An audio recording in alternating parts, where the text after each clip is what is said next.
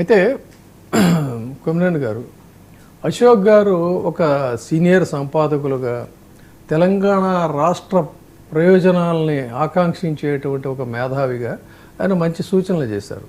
ఇక్కడ అసలు main conflict ఎక్కడొస్తుంది అన్నట్లయితే ఇంత మనం చెప్పుకున్నట్టు నిజాం కాలం నాటి అంటే ఉర్దూ రికార్డుల్లో ఈ సేత్వారు, ఖాస్రా, పహానీ, టిప్పన్ ఇలాంటి రెవెన్యూ రికార్డులన్నీ కూడా ఉన్నాయి. తర్వాత ఈ డిజిటైజేషన్కి ఈ రెండింటికి కూడా ఎక్కడ సింక్రనైజేషన్ లేదు. అది వాళ్ళకి తెలియదు, తెలుసుకునే ప్రయత్నం చేయట్లేదు. ఇందాక మన రఘురాములు చెప్పినట్టుగా బ్లైండ్గా తోసే తర్వాత సంగతి తర్వాత చూసుకుందాం అనుకుంటున్నారా, లేకపోతే తోసేస్తే తద్వారా ప్రయోజనాలు అనుకుంటున్నారేమో తెలియదు. కానీ సో దీనికి సంబంధించి మరి ఈ రేపు సమీప భవిష్యత్తులో లోకల్ బాడీ ఎలక్షన్స్ ఉన్నాయి, ఆ తర్వాత తెలంగాణ రాష్ట్ర ఎన్నికలు ఉన్నాయి. ఏ పాలకులైనా సరే 10 కాలాల పాటు మేమే ఉండాలని కోరుకుంటారన్నప్పుడు ప్రజాహితంతోనే పనిచేయాల్సిన అవసరం ఉంటుంది. ఇది ఏదో ఏముందిలే పెద్ద ఎవరు పట్టించుకోరు, ఎన్ని ఓట్లు ఉంటాయి అనుకుంటే కాదండి. లక్షల సంఖ్యలో బాధితులు ఉన్నారు. లక్షల సంఖ్యలో బాధితులు అంటే దాదాపు 1 కోటి మంది వరకు కూడా, 1 కోటి మంది అనేది అంటే గెలుపోవటంలో డిసైడ్ చేసే ఫ్యాక్టర్ అది. 1 కోటి మంది బాధితులని మళ్ళీ వాళ్ళ కుటుంబ సభ్యులు, బంధువులు, ఇన్ఫ్లుయెన్సర్స్ అందరూ ఉంటారు కదా. అంటే దీన్ని తక్షణం దీని సీరియస్నెస్ అర్థం చేసుకుని ప్రభుత్వం కనుక జోక్యం చేసుకొని దీన్ని కేవలం ఆదాయ వనరు అనేటువంటి దీన్ని విస్మరించి ప్రజలు ఎంత అసంతృప్తితో ఉన్నారనేది కనుక గమనించకపోయినట్లయితే పరిణామాలు ఎలా ఉంటాయంటారు? ఒక సీనియర్ జర్నలిస్ట్గా ఇటువంటి వాటి మీద జనరల్గా ప్రభుత్వాలు సానుకూలంగానే స్పందించాలి, లేకపోతే ప్రజాస్వామ్యంలో వాళ్ళకి జరిగే నష్టం వేరే చెప్పనక్కర్లేదు. అయితే ఇక్కడ పాయింట్ ఏంటంటే, ఉదాహరణకి ఎస్ఎన్ ల్యాండ్స్ ఉన్నాయి సార్. ఎస్ఎన్ ల్యాండ్స్ ని ఎవరికి అమ్మకూడదు అనేది సూత్రం, కానీ వాళ్ళు అమ్మేస్తుంటారు. జీపీ అని అదని చేతులు మారిపోతుంది. దానికి ఒక పరిష్కారంగా ఇప్పుడు అమ్ముకోండి అని చెప్పి ఇచ్చేశారు. ఉదాహరణకి ఇంకొక ఎగ్జాంపుల్ కూడా చెప్పాలి. పోలవరం ప్రాజెక్ట్ కింద భూములు తీసుకున్నారు రాజశేఖర రెడ్డి గారి గవర్నమెంట్. అప్పుడు ఆయన ఏం చేశారంటే, అప్పటికే కొన్ని చేతులు మారినాయి ఆ గవర్నమెంట్ ఇచ్చిన ల్యాండ్స్కి. అప్పుడు ఆయన ఏం చేశారంటే, ఒరిజినల్ ల్యాండ్ ఓనర్ ఎప్పుడో 3 తరాలు మారిపోయింది, 3 చేతులు మారిపోయిన భూమి అయినప్పటికి కూడా ఒరిజినల్గా ఎవరికి అలాట్ అయిందో వాళ్ళకి పరిహారం ఇచ్చారు. ఆ తర్వాత ఇప్పుడు ఎవరు అనుభవిస్తున్నారో వాళ్ళకు కూడా పరిహారం ఇచ్చారు. సో దట్ అంటే అక్కడ ఎవరు సఫర్ కాకుండా ఉండాలి.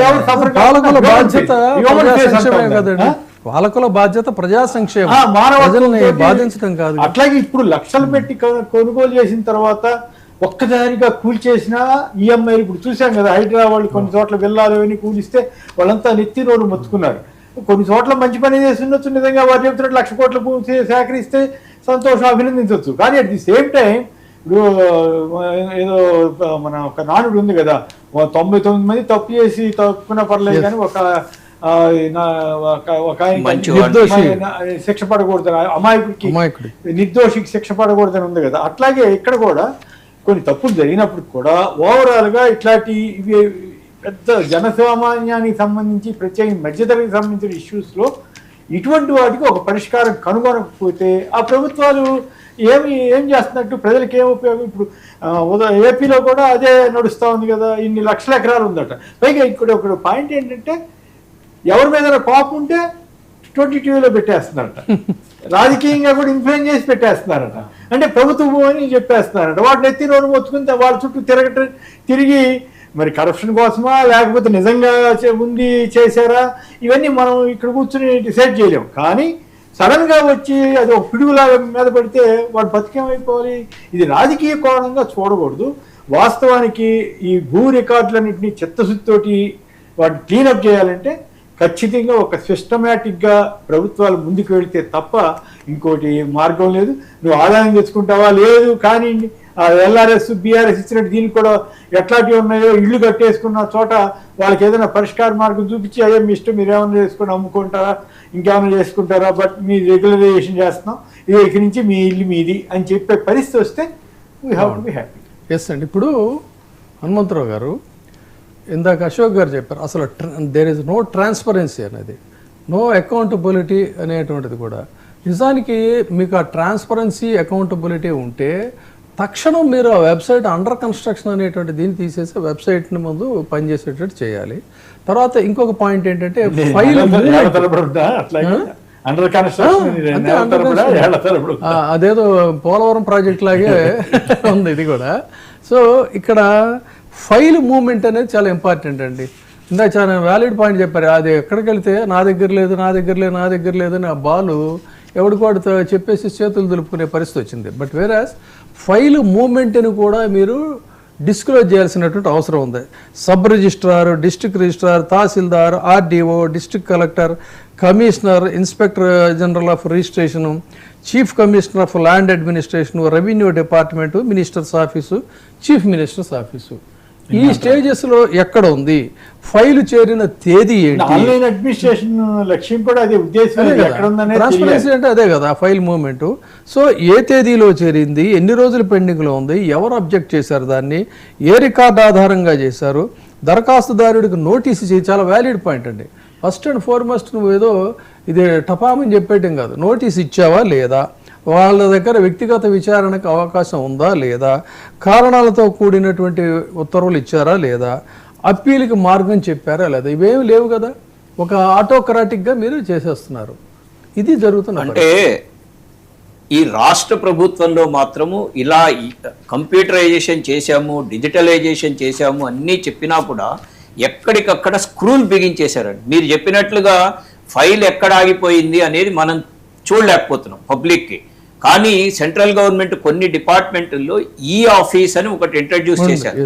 ఒక పేపరు ఒక చోట కదిలితే ఆ పేపర్ ఎక్కడ ఉంది ఏంటి అనేది అందరూ చూడగలుగుతారు, అందరికీ తెలుస్తుంది. ఎవరైనా top the person at the helm of affairs కూడా దాన్ని ఓపెన్ చేసి దాన్ని చూడగలుగుతున్నాడు. కానీ రాష్ట్ర ప్రభుత్వంలో అలాంటిది లేదు. నేను ఇందాక మీకు ఉదాహరణ చెప్పాను పెన్షన్ ఆఫీస్ గురించి. ఆ పెన్షన్ ఆఫీసులో క్లర్క్ ఏం చేస్తున్నాడు, కంప్యూటర్ని ఇలా తిప్పేశాడు నా వైపు, తిప్పి చూడండి నేను ఇక్కడ ఉన్నది మీది పంపించేశాను అన్నాడు. అందులో ఒక ఎంట్రీ ఉంటుంది, అప్రూవ్డ్ అని ఉంటుంది. దీని తరువాత స్టేజ్ని మనం చూడలేకపోతున్నాం. ఎందుకు చూడలేకపోతున్నాం అంటే రాష్ట్ర ప్రభుత్వాలు వీటిలాంటివి ఎక్కడికక్కడ మా చేతుల్లో అధికారం ఉండాలి, మా చేతుల్లో కంట్రోల్ ఉండాలి అనే భావనలో ఉండటం వల్ల దీన్ని కింద నుంచి పైదాకా మానిటర్ చేసే మెకానిజం కూడా వాళ్ళ దగ్గర ఉండట్లేదు. ఎప్పుడైతే ట్రాన్స్పరెంట్ గా ఈ కంప్యూటరైజేషన్ ని మనం ఉపయోగించుకుంటామో అప్పుడు కూడా పబ్లిక్ ఉపయోగపడుతుంది. మీరు గ్రామ ప్రాంతాల్లో ఉండే వాడికి కూడా స్మార్ట్ ఫోన్ ఉంచుకో, నీ మొబైల్కి ఓటీపీలు వస్తాయి, ఇవన్నీ చెప్పి మనం నేర్పుతున్నాం, వాడికి బలవంతంగా నేర్పుతున్నాం. కానీ వాళ్ళ దగ్గర బ్యూరోక్రసీకి వచ్చేసరికి వాళ్ళు చేయాల్సిన పనిని ట్రాన్స్పరెంట్గా చేయటం లేదు. అది చేసిన రోజున ఈ ప్రాబ్లం రాదు, ప్రతివాడు కూడా చూసుకుంటాడు. ఒక వెబ్సైట్ ఉందండి ఈ రిజిస్ట్రేషన్ డిపార్ట్మెంట్కి, నేను దాన్ని ఓపెన్ చేసి నేను నా ప్రాబ్లం వచ్చినప్పుడు నేను చూశాను, నేను ఈ సబ్ రిజిస్ట్రార్ ఆఫీస్ వాళ్ళది. కానీ అది ఎలా ఉంది అంటే నా సమస్య ఏమిటి అనేది నేనే తెలుసుకోలేకపోయాను. అలా కాకుండా మొత్తం కంప్యూటరైజేషన్ చేసి మానిటర్ ఈ విధంగా పబ్లిక్ డొమైన్లలో అన్నీ పెట్టి ప్రతి వాడికి గనక ఆ నాలెడ్జ్ని ఇవ్వగలిగితే ఈ ట్రాన్స్పరెన్సీ వస్తుంది. ట్రాన్స్పరెన్సీ ఇవ్వటం అనేది ప్రభుత్వాలకు ఇష్టం లేదు కదా, సమస్య అక్కడే వస్తుంది. ట్రాన్స్పరెన్సీ అనేది లేకుండా పరిపాలన అనేటువంటిది సాధ్యమైనా ప్రజలు విశ్వసిస్తారా? రేపు రాబోయే ఎన్నికల్లో వారు చెప్తున్నారు కదా మళ్ళీ మేమే అధికారం. సో ఇప్పుడు ఈ జరుగుతున్న తంతుని సజావుగా తక్షణం పత్రికా ప్రకటనలు ఇస్తున్నారు. ఏమని, ఒక్క అంగుళం భూమి కూడా మేము తీసుకోలేదని చెప్తున్నారు. బట్ వాస్తవంలో చూస్తే లక్షల మంది బాధితులు ఉన్నారు. సో ఈ రెండింటిని ఎలా చూడాలి? తక్షణం ప్రభుత్వ కర్తవ్యం ఏంటి? ప్రభుత్వ కర్తవ్యం అంటే ఒకటి ప్రభుత్వ ఉద్దేశాలు అయితే అనుమానాస్పదంగానే కనిపిస్తున్నాయి. ఒకటి రిలీఫ్ ఇవ్వట్లేదు. మీరు అన్నట్టుగా రిలీఫ్ ప్రజలకి ఎలాంటి రిలీఫ్ మార్గం అంటే ఒక ముందు నోటీస్ ఇచ్చి లేకపోతే కోర్టుకు వెళ్ళి తీసుకోవడము అలాంటిది కూడా ఏం కనిపించట్లేదు. రెండోది ఏంటంటే మనకు అంతిమంగా న్యాయం జరిగేది అని ప్రజలు ఒకవేళ ఇలాంటి సమస్యలు వచ్చినప్పుడు అంతిమంగా న్యాయం జరిగేది న్యాయస్థానాల్లో అని అనుకుంటారు. కానీ ఆ న్యాయస్థానాల నిర్ణయాలని కూడా గౌరవిస్తున్న దాఖలాలు కనిపించట్లేదు మనకు. ముఖ్యంగా ఈ హైడ్రా లాంటి విషయాల్లో లేకపోతే కంచె భూముల విషయంలో కూడా చాలా తీవ్రంగా సుప్రీంకోర్టు స్పందిస్తే కానీ మొట్టికాయలు వేస్తే కానీ అంటే ఒక గౌరవము ఏమీ లేదు. ఇంకొకటి భాష ప్రజల పట్ల అంటే మేము ఇట్లా దాడి చేస్తున్నాం అంటే హిట్లర్ ఫోర్స్ లాగా దాన్ని మేము పంపిస్తే అది కూల్చేస్తుంది అని ఒక వికృతమైన భాష ఒకటి పై స్థానాల నుంచి మనకు వినబడుతుంది. ఇది కొంచెం అభ్యంతరకరంగా ఉంది మనకు. ఎందుకంటే ప్రజలకి కావాల్సింది అట్లా మీరు ఏదో చేయండి, మీరు అన్నట్టుగా 1,00,000 ఎకరాలు కాపాడారు, ప్రభుత్వ భూములు కాపాడండి. కానీ ఎక్కడైనా ఒక మానవీయమైన ఒక ఆర్తి అనేది లేకుండా పరిపాలన సాగితే మాత్రం అది వేరే మార్గంలోకి వెళ్లాల్సిందే అనే ఆలోచన కలుగుతుంది మనకు. ఎందుకంటే న్యాయస్థానాల పట్ల గౌరవం లేదు కనుక. Ashok garu concluding remarks very briefly. Concluding remarks అంటే నిజానికి అందరి సూచనలలో వచ్చినాయి. ప్రభుత్వము ఈ పరిస్థితిని సరిదిద్దగలదు, సరిదిద్దదలుచుకుంటే సరిదిద్దే అవకాశాలు ఉన్నాయి. చట్టాన్ని ఒకటి ట్రాన్స్పరెన్సీ తీసుకురావడము, అట్లాగే ఏమైనా అవసరాల మార్పులు ఉంటే ఆ మార్పులు తీసుకురావడము, ఆ సిగ్నల్స్ బ్యూరోక్రసీకి కూడా పంపడము,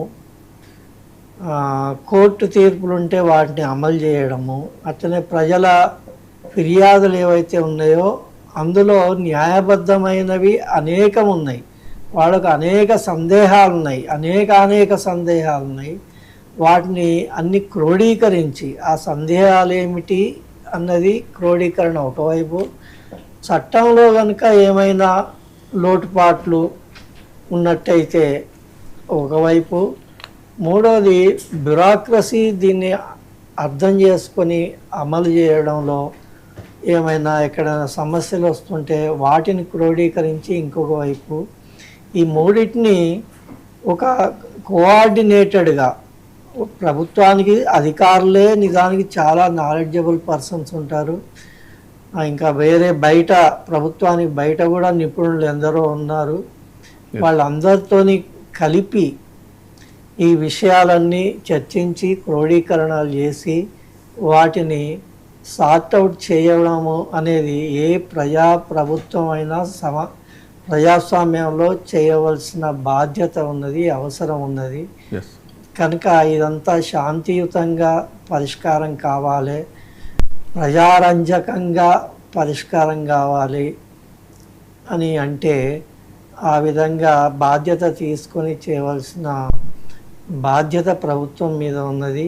అట్లా జరగాలి అని మనం కోరుకోవాలి. సో కొమ్మినేని గారు ఫైనల్గా చెప్పండి, అశోక్ గారు చెప్పినట్టుగా ఆ పాజిటివిటీ అనేటువంటిది మనం ఎక్స్పెక్ట్ చేయొచ్చా ఇప్పుడున్న పరిస్థితుల్లో? అంటే అవసరం అండి, రాజకీయ అవసరం వచ్చిందనుకోండి ఖచ్చితంగా కంపల్షన్ వస్తే ఎవరైనా మారుతారు కదా, తక్కువ ఒపీనియన్స్ చేంజ్ అవుతుంటాయి కదా, పొలిటీషియన్స్ రకాలుగా చూడట్లేదు, పొలిటీషియన్ ఎన్ని అభిప్రాయాలు మార్చుకోవట్లేదు, కాబట్టి ఇది కూడా మార్చుకోవచ్చు. దీన్ని పాజిటివ్గా ప్రజలకి సానుకూలత, గవర్నమెంట్కి కూడా కొంత రెవెన్యూ చేసుకుంటే చేసుకోమనండి, కానీ ఈ ఇష్యూ తోటి ప్రజల్ని భయపెట్టొద్దని మాత్రం మనం సలహా ఇస్తాం. ఇది ఈనాటి కార్యక్రమం. ముఖ్యంగా జర్నలిజంలో దశాబ్దాల పాటు అనుభవం ఉన్నటువంటి సీనియర్ జర్నలిస్టులు వారందరూ కూడా వారు ఎలాంటి ప్రిజుడీసు లేకుండా సమస్య యొక్క ఎంత జటిలంగా ఉంది, దీన్ని ఎలా పరిష్కరిస్తే ప్రభుత్వానికి మంచిది, ప్రజలకు మంచిది అనేటువంటి విషయాలను చెప్పారు. మరి వారి యొక్క సూచనలను కనీసం గౌరవించి తక్షణమైనా సరే ఇందులో జోక్యం చేసుకొని సమస్యల్ని సజావుగా పరిష్కరిస్తుందని చెప్పని ఈ ప్రభుత్వానికి మనం విన్నవిస్తూ ఆశిద్దాం, అలా జరుగుతుందని చెప్పని అభిలషిద్దాం. Thank you.